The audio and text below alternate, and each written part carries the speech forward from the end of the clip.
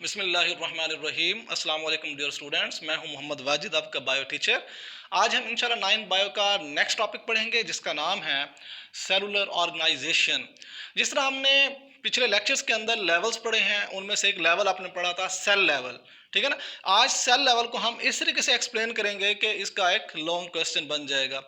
तो स्टूडेंट, आपको ये मालूम होना चाहिए इस दुनिया में जितने भी जानदार है, चाहे वो यूनिसेलुलर है चाहे वो मल्टी सेलुलर है, उनको 5 ग्रुप्स में डिवाइड किया गया है। कितने ग्रुप्स में? 5 ग्रुप्स में। तो यहाँ पर आज हम उनकी स्टडी करेंगे और वो ग्रुप्स कौन कौन से सेल से मिलकर बने हुए हैं और जब वो आपस में मिलते हैं तो क्या बनाते हैं, इसके बारे में आज हमारी स्टडी होगी। बहुत इंपॉर्टेंट क्वेश्चन है, आप जरा गौर करेंगे, इंशाल्लाह आपको अच्छे से समझ आएगी। तो देखें, कहता है कि ऑल ऑर्गेनिजम्स, जितने भी जानदार है, all organisms have been organized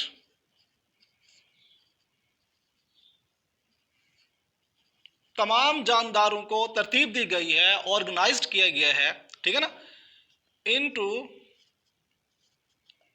5 major groups.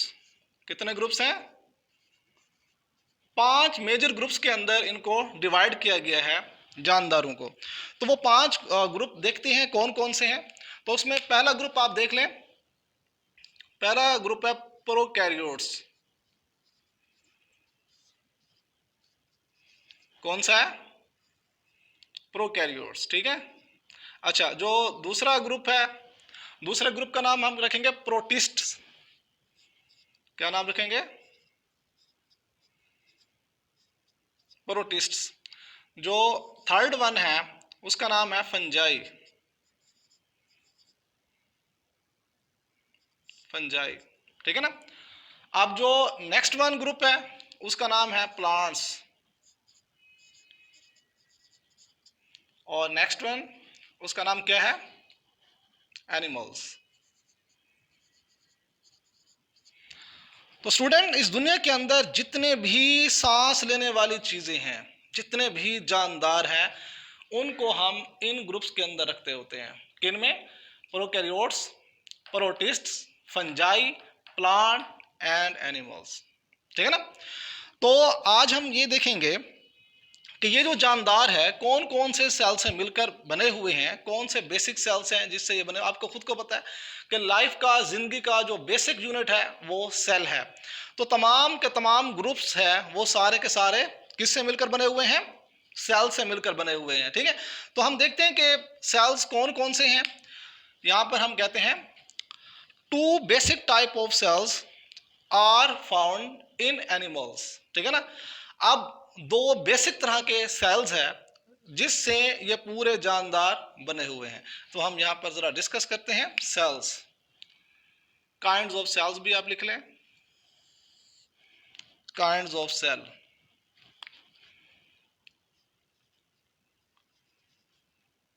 Kinds of cells, हम देखते हैं कि वो सेल्स कौन से हैं। देखें, first one prokaryotic cell. Prokaryotic cell. और नेक्स्ट वन कौन सा होता है?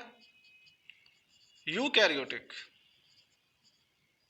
यूकैरियोटिक सेल, ठीक है जी। तो तमाम जानदार इन 2 सेल से मिलकर बने हुए हैं। तो स्टूडेंट, इसके बारे में बताऊंगा। ये देखिए, लेट्स प्रो। प्रो का मतलब क्या होता है? बिफोर। बिफोर का मतलब क्या होता है? पहले, ठीक। किससे पहले? कैरियोटिक। अब ये कैरियोटिक का लफ्ज जो है ना, कैरियोन से निकला है। किससे निकला है? कैरियोन। अच्छा, कैरियोन किसे कहते हैं? कैरियोन का मतलब होता है न्यूक्लियस। कैरियोन का मतलब क्या होता है? न्यूक्लियस। मतलब न्यूक्लियस जिसके अंदर वाजे ना हो, प्रोमिनेंट न्यूक्लियस ना हो, सही तरीके से न्यूक्लियस ना हो। आपको ये पता होना चाहिए, साइंस कहती है कि इंसान की जो इब्तदा हुई है वो बैक्टीरिया के तरह के जानदारों से हुई है। किसकी तरह के जानदार? बैक्टीरिया की तरह के जानदार।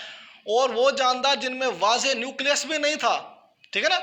अब यहां पर हम कह सकते हैं जिसमें नुमाया प्रोमिनेंट न्यूक्लियस ना हो, हम उनको क्या कहते हैं, प्रोकैरियोटिक सेल का नाम प्रोकैरियोटिक है। और जो जानदार होते हैं जिनमें प्रोमिनेंट न्यूक्लियस नहीं होता, हम उनको प्रोकैरियोट्स का नाम देते हैं। और ये प्रोकैरियोट्स आपको पता होना चाहिए, ये वाहिद ये ग्रुप है जो इस सेल से मिलकर बना हुआ है। यानी कि फर्स्ट ग्रुप, पहला ग्रुप किससे मिलकर बना हुआ है, प्रोकैरियोटिक सेल्स। किससे मिलकर बना हुआ, प्रोकैरियोटिक सेल्स।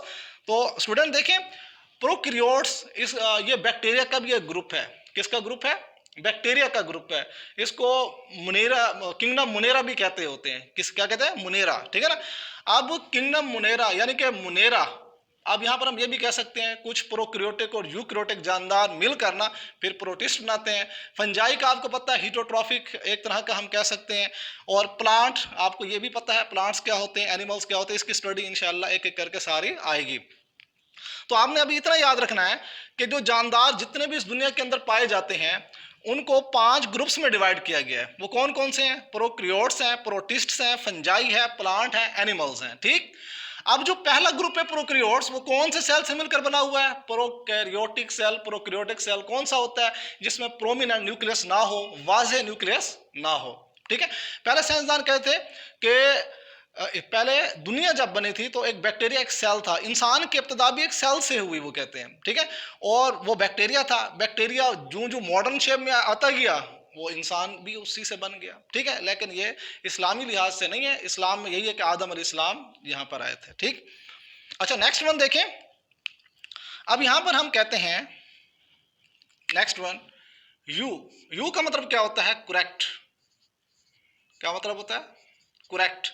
कैरियोटिक का मतलब क्या होता है, आपको पता है, कैरियन से निकला है, कैरियन।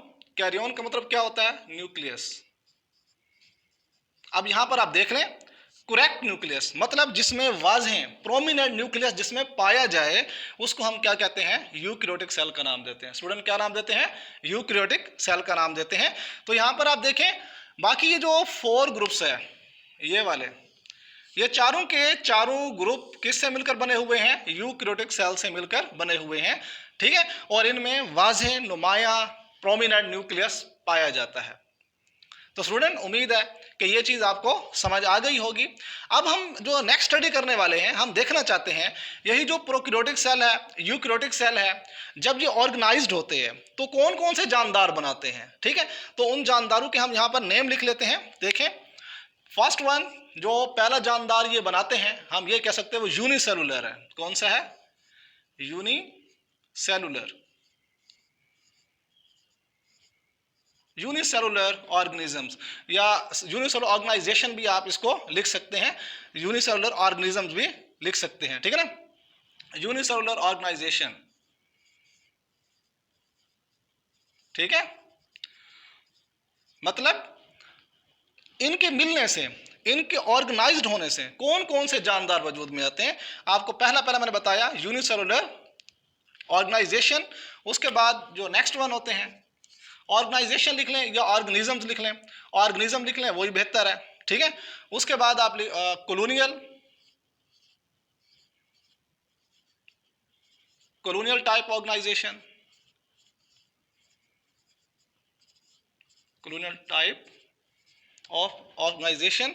अच्छा, जो थर्ड वन है, जो तीसरी किस्म है जिससे ये मिलते हैं तो ये ऑर्गेनाइजेशंस बनती हैं, वो है मल्टी सेलुलर। थर्ड वन कौन सी है, मल्टी सेलुलर ऑर्गेनाइजेशन, ठीक। मल्टी सेलुलर ऑर्गेनाइजेशन,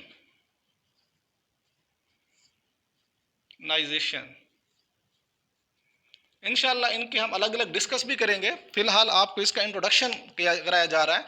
तो यूनिसेलुलर, यूनि का मतलब क्या होता है, यूनि का मतलब होता है वन, यूनिसेलुलर, सेलुलर का मतलब होता है सेल, ठीक है ना। ऑर्गेनिज्म या ऑर्गेनाइजेशन के लिहाज से हम देखें तो यूनिसेलुलर जो ऑर्गेनिज्म होते हैं ओनली वन, एक ही सेल पर मुश्तमिल होते हैं, एक ही सेल पर वो अपनी पूरी लाइफ एक्टिविटीज करते होते हैं, ठीक। उसके बाद आता है कॉलोनियल। अब ये कॉलोनी से निकला हुआ लफ्ज है, कॉलोनी। कॉलोनी में काफी सारे, जिस तरह यहाँ कॉलोनियाँ होती है, काफी सारे उसमें घर होते हैं, ठीक है।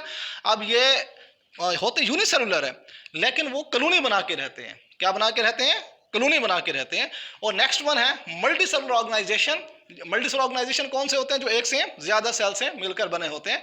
तो स्टूडेंट हम यहाँ पर थोड़ी सी इनके बारे में डिस्कस करेंगे। पहले यूनिसेलुलर ऑर्गेनाइजेशन के बारे में यहाँ पर हम देखते हैं। तो हम देखते हैं कि यूनिसेलुलर ऑर्गेनाइजेशन क्या है। Unicellular organisation.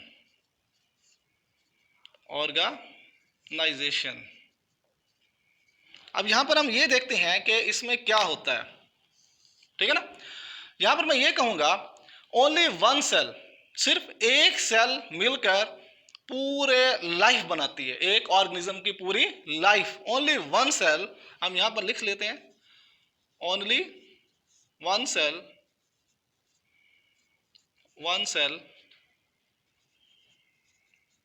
Make the life of an organism.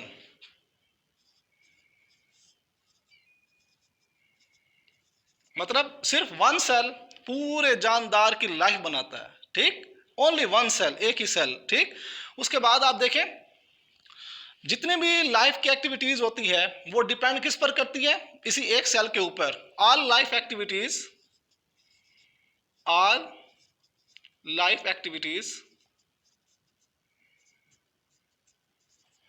Are depend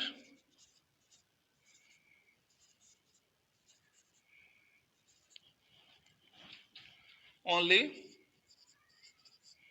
one cell. सिर्फ एक सेल है, एक ही सेल पर पूरी की पूरी लाइफ जानदार गुजार देता है। अब इसमें मैं एग्जांपल आपको बताता हूं। एग्जांपल आप ले लें, इसमें अमेबा आपके बुक के अंदर भी दी गई है। अमेबा हो गया, पैरामीशियम हो गया एंड यूग्लिना, ठीक है। ये आप एग्जांपल ले लें।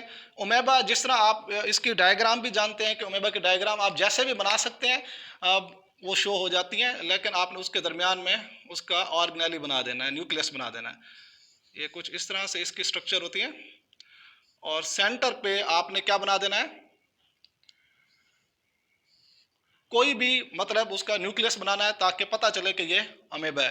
पैरामीशियम की जो बेसिकली डायग्राम होती है वो इस तरीके से आप बना लें, ये जूते के तरह होती है और इसमें इसके ऑर्गेनेलीज बना दें और यहाँ पर सीलिया वगैरह लगा दें इसके,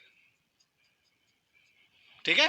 जबकि यूग्लिना ये भी आप बना लें बेशक कुछ इस तरह, इसके यहाँ पर ऑर्गेनेल्स बना लें, ठीक है। स्टूडेंट ये डायग्राम साथ साथ आप बनाएंगे तो आपको बेसिक अच्छे नंबर मिल जाएंगे।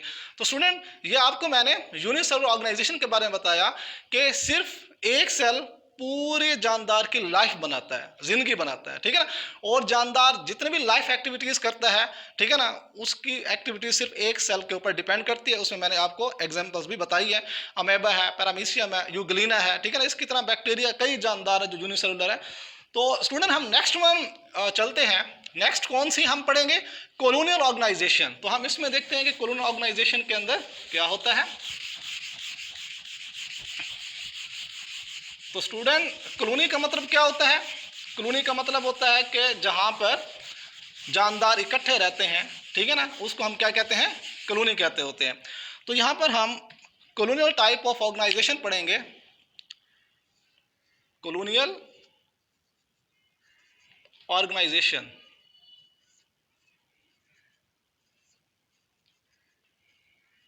तो स्टूडेंट कॉलोनियल ऑर्गेनाइजेशन में क्या होता है?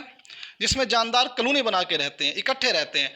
ये होते क्या है? बेसिकली क्या होते हैं? यूनिसेलुलर होते हैं, लेकिन वो कॉलोनी बना के रहते हैं। एक और बात आपको पता होना चाहिए कि जो इनकी लाइफ की वाइटल रिक्वायरमेंट्स होती हैं, जो इनकी ज़रूरियात होती हैं, उसके लिए वो एक दूसरे पर डिपेंड नहीं करते, बल्कि वो अपनी लाइफ खुद गुजार रहे होते हैं, अपनी ज़िंदगी खुद गुजार रहे होते हैं, लाइफ एक्टिविटीज़ ये खुद कर रहे होते हैं, ठीक है। तो हम यहाँ पर देखते हैं कॉलोनियल टाइप ऑर्गेनाइजेशन के अंदर हम ये कह सकते हैं कि यूनिसेलुलर ऑर्गेनिज्म जो होते हैं ना वो कंबाइन होते हैं, ठीक है ना, इकट्ठे होते हैं, इकट्ठे मिलकर रहते हैं, फिर वो क्या बना देते हैं? एक कॉलोनी बना देते हैं, ठीक है ना। यूनिसेलुलर ऑर्गेनिजम्स कौन से? यूनिसेलुलर ऑर्गेनिजम्स, ठीक है। कहता है यूनिसेलुलर जो ऑर्गेनिजम्स होते हैं वो ऑर्गेनाइज्ड होते हैं, यानी कि इकट्ठे रहते हैं, ऑर्गेनाइज तरतीब पाते हैं, ऑर्गेनाइज्ड, ठीक है ना। एंड मेक कॉलोनी, क्या बना देते हैं, एक कॉलोनी बना देते हैं, ठीक है ना। जब ये इकट्ठे होते हैं तो कॉलोनी बना देते हैं, जिस तरह मैं यहां पर आपको बता सकता हूं, देखें ये हो गया, ये यूनिसेलुलर ऑर्गेनिजम्स होते हैं, ठीक है। ये सारे अपनी अपनी लाइफ खुद गुजार रहे होते हैं, ये अपनी लाइफ के लिए किसी दूसरे जानदार के ऊपर डिपेंड नहीं करते, अपनी लाइफ कॉलोनी के अंदर रहते हुए खुद गुजारते हैं, ठीक है। तो स्टूडेंट, तो नेक्स्ट इसकी एग्जांपल मैं आपको बता देता हूं। एग्जांपल आप इसमें ले लें, ग्रीन एल्गी ले लें, वॉलवॉक्स इसके एग्जांपल है, वॉलवॉक्स जिसको आप क्या कहते हैं, ग्रीन एल्गी का नाम देते हैं, किसका, ग्रीन एल्गी। अब ये ग्रीन एल्गी क्या होती हैं, आप देखते हैं कि जहां पर फ्रेश वाटर होता है, जिस तरह तालाबों के अंदर, नहरों के अंदर, स्विमिंग पूल्स के अंदर, नीचे नीचे जो फ्रेश वाटर होता है ना, उस जगह पर ये ज़्यादा एल्गी होती है। जिस तरह ये वाटर पाइप होते हैं उसके अंदर भी एल्गी हो जाती है, ठीक है। तो नॉर्मल हम कह सकते हैं कि ये एल्गी एक कॉलोनियल टाइप ऑर्गेनाइजेशन है, ठीक है। ये मिलकर कॉलोनी बनाते हैं, लेकिन कॉलोनी के दूसरे अफराद के ऊपर कोई भी वो डिपेंड नहीं करते, बल्कि अपनी लाइफ खुद डिपेंड करते हैं, खुद गुजारते हैं, ठीक है। और इस तरीके से ये लाइफ गुजारते हैं। इसकी एग्जांपल क्या आ जाएगी, ग्रीन एल्गी। वॉलवॉक्स काई को कहते होते हैं, उर्दू में क्या कहते हैं, काई, ठीक है ना। ये काई क्या होती है, एल्गी होती है, क्या होती है, एल्गी। तो स्टूडेंट ये आपको समझ आ गई होगी कि कॉलोनियल टाइप ऑर्गेनाइजेशन में क्या होता है, बहुत से यूनिसेलुलर जानदार इकट्ठे होते हैं, ठीक है ना, मिलकर रहते हैं, ठीक है, लेकिन लाइफ के लिए एक दूसरे पर डिपेंड नहीं करते होते। उसकी एग्जांपल मैंने आपको बताई है, वो क्या है, वॉलवॉक्स, और इसको ग्रीन एल्गी भी कहते होते हैं। नेक्स्ट जो ऑर्गेनाइजेशन है वो है मल्टी सेलुलर ऑर्गेनाइजेशन। कौन सी है, मल्टी सेलुलर ऑर्गेनाइजेशन, ठीक है। अब मल्टी सेलुलर ऑर्गेनाइजेशन में क्या होता है, अब ये सेल, जब सेल मिलता है इसमें तो क्या बन जाते हैं, टिश्यूज बनते हैं। फिर टिश्यूज से क्या बनते हैं, आपने ये सारा आपने पढ़ा हुआ है।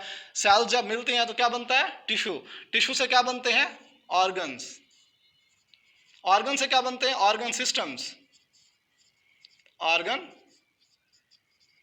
सिस्टम्स। मतलब ये एक पूरी तरतीब होती है। मल्टी सेलुलर जानदार वो होते हैं जो एक से ज्यादा सेल से मिलकर बने हुए हो, ठीक है ना। जिस तरह इंसान है, ठीक है ना, इस तरह कई जानदार, फंजाई हो गई। इस तरीके से हम कह सकते हैं, आपके बुक के अंदर एग्जांपल, जिस तरह आप पढ़ेंगे मस्टर्ड प्लांट के बारे में पढ़ेंगे, फ्रॉग के बारे में पढ़ेंगे, वो भी क्या है, मल्टी सेलुलर ऑर्गेनाइजेशन में आती है। तो यहाँ पर देखें, मल्टी सेलुलर के अंदर क्या होता है, सेल्स जब कंबाइन होते हैं तो टिश्यूज बनाते हैं, टिश्यूज जब कंबाइन होते हैं तो ऑर्गन्स बनाते हैं, ऑर्गन जब कंबाइन होते हैं ऑर्गन सिस्टम बनाते हैं। तो इसके एग्जाम्पल हम लेते हैं, आपकी बुक वाले ने कहा है कि आप ये जब पढ़ेंगे तो आपको पता चल जाएगा कि इनके अंदर मल्टी सेलुलर ऑर्गेनाइजेशन होती है। तो इसमें मस्टर्ड प्लांट, जिसको सरसों का पौधा भी कहते होते हैं, मस्टर्ड प्लांट को, और दूसरा हो गया फ्रॉग, मतलब मेंढक। इसके बारे में हम नेक्स्ट लेक्चर के अंदर इंशाल्लाह डिटेल पढ़ेंगे। हमें पता चलेगा कि वाकई इस तरह की इसकी ऑर्गेनाइजेशन होती है, इनके अंदर सेल्स होते हैं, कंबाइन होते हैं, टिश्यूज बनाते हैं, फिर ऑर्गन्स बनते हैं, फिर ऑर्गन सिस्टम बनते हैं। तो स्टूडेंट ये आपने पढ़ा सेलुलर ऑर्गेनाइजेशन। उम्मीद है कि ये टॉपिक आपको समझ आ गया होगा। इंशाल्लाह नेक्स्ट टॉपिक पढ़ाने के लिए बहुत जल्द मिलेंगे। तब तक के लिए अल्लाह हाफिज।